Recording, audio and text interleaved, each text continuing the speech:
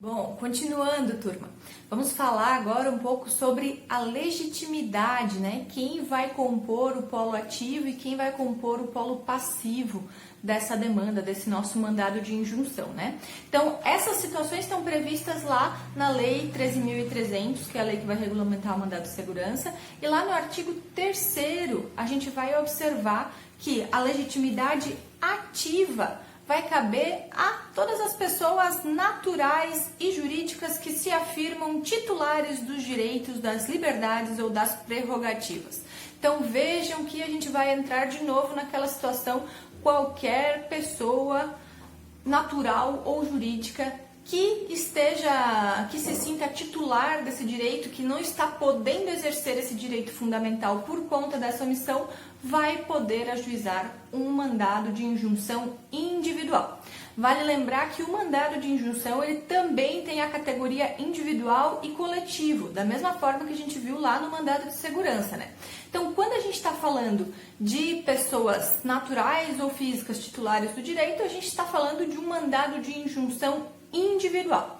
E a gente também vai poder utilizar o mandado de injunção na forma coletiva. Vejam que quando a Lei 13.300, uma lei bem mais recente que a Lei do Mandado de Segurança, quando ela trouxe a legitimidade ativa do mandado de segurança coletivo, ela ampliou um pouco essa legitimidade ativa com relação ao mandado de segurança. Então, quando a gente falou do mandado de segurança, a gente viu que quem ia poder ajuizar eram os partidos políticos com representação no Congresso, né?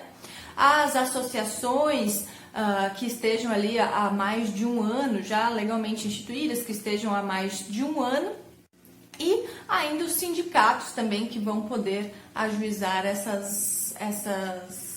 esse mandado de segurança. Isso a gente viu lá no mandado de segurança. Agora, falando do mandado de injunção, além destas situações, além destes, também foram acrescentados como legitimados ativos o Ministério Público e a Defensoria Pública. Então, a gente vai ver lá que além da organização sindical, da entidade de classe, da associação, além do partido político com representação no Congresso Nacional, também estão incluídos aí o Ministério Público e a Defensoria Pública para propor esse mandado de injunção, ou seja, o mandado de injunção coletivo vai poder ser discutido também por esses dois órgãos.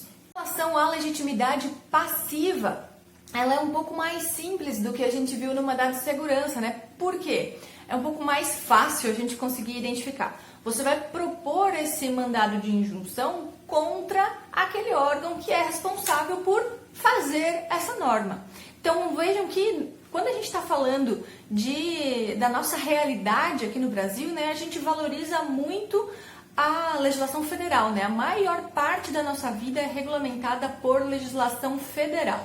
Então, consequentemente, quem é responsável por elaborar a legislação federal é o Congresso Nacional. Então, é bem comum que o mandado de injunção seja promovido contra o Congresso Nacional.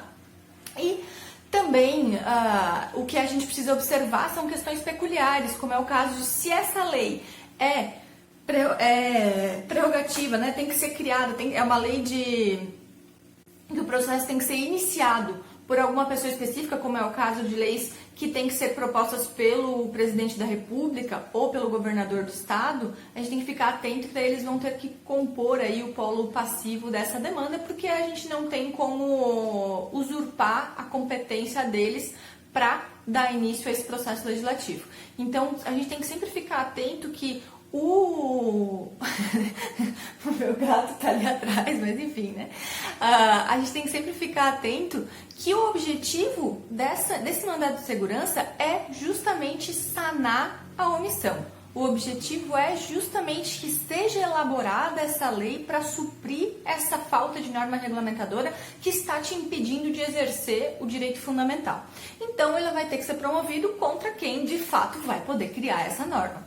Regra geral, então, vai ser promovida aí contra o Congresso, contra a Câmara dos Vereadores, se for uma lei municipal, contra a Assembleia Legislativa, se for uma legislação estadual, salvo nos casos em que se tratar de uma situação que a lei deve ser iniciada pelo presidente da República ou pelo governador do estado. Nesses casos, aí eles vão ser incluídos no polo passivo dessa demanda. Lembre-se que a gente precisa, lá conforme está no artigo 4º da Lei 13.300, a gente precisa preencher os requisitos da lei processual, né? Então, aquele artigo que eu falo com vocês toda a aula, que é o artigo dos requisitos da petição inicial, 319 do CPC. Se tem 2 artigos que a minha meta é que vocês nunca esqueçam ao longo da faculdade de vocês, é o 319 e o 300. Então, fiquem atentos, né? Nesse caso aqui do mandado de injunção, a gente vai utilizar o 319. Então, a gente vai ter que respeitar os requisitos da petição inicial.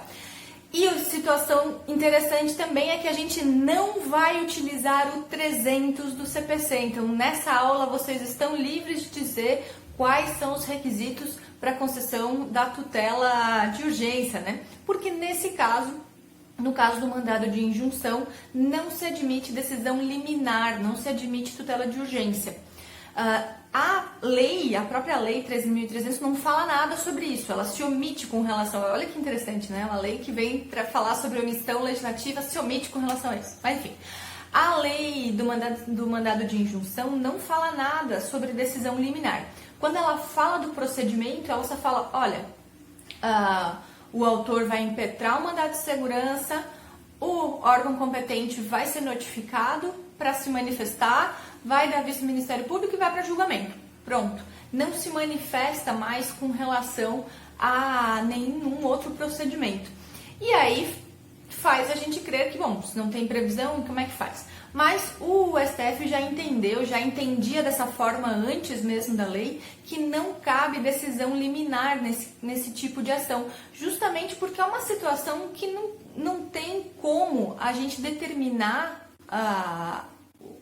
que seja sanada aí essa omissão por conta de uma decisão liminar. É algo que envolve, inclusive, a separação de poderes, né? Até onde o Poder Judiciário pode ir para sanar essa omissão sem interferir no Poder Legislativo. Então, certamente são casos que exigem cautela, são casos que o Poder Judiciário não vai agir de forma apressada e, portanto, não cabe decisão liminar, não cabe tutela de urgência no mandado de injunção. Situações que a gente precisa ficar atento aí, que vão ter que ser analisados com muita calma. Então, não vai nada ser apressado. Não vai ser nada apressado no procedimento, né? Porque lembrando que o mandado de injunção, assim como os outros remédios constitucionais, tem prioridade de tramitação. Ele só não vai ter prioridade aí com relação ao habeas corpus e com relação ao mandado de segurança e habeas data. Mas tirando isso, com relação às ações normais, ele vai ter prioridade de tramitação também.